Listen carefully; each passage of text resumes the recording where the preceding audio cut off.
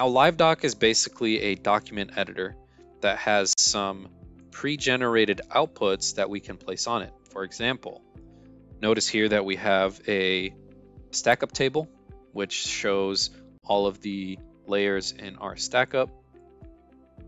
Here is a summary of the different drills in our board.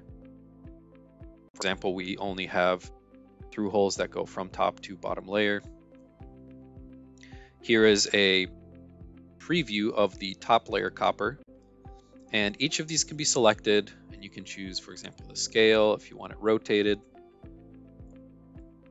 what the title of it is.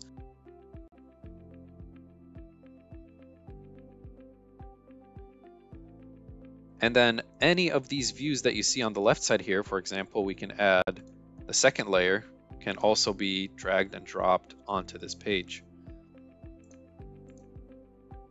Now, by default, this starts on a C-size page. If you need to adjust the size of the page, go ahead and do so on the right side here in the properties, as well as changing the page name.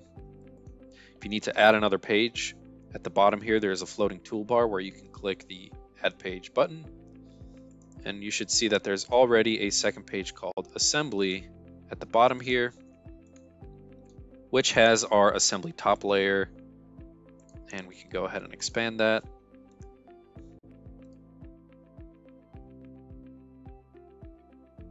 And what this includes is actually the board outline as well as the assembly top layers, sort of pre-generated or predefined for us.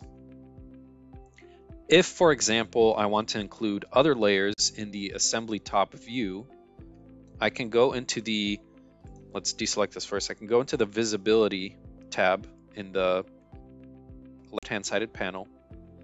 I select my view, in this case it's the assembly top view, and then I have some options for which different layers I actually want to enable or disable for this view.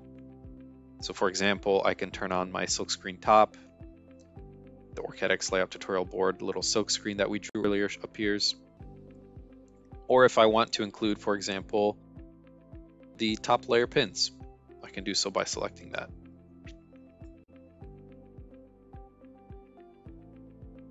And one additional thing that you can do is also add some dimensions and drawings and different notes to your assembly document.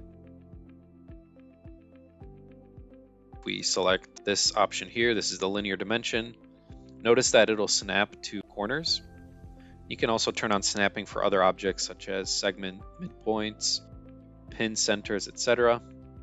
So we can snap, snap, and get a linear dimension that we can then, by selecting, adjust the properties for example, set it to size 20.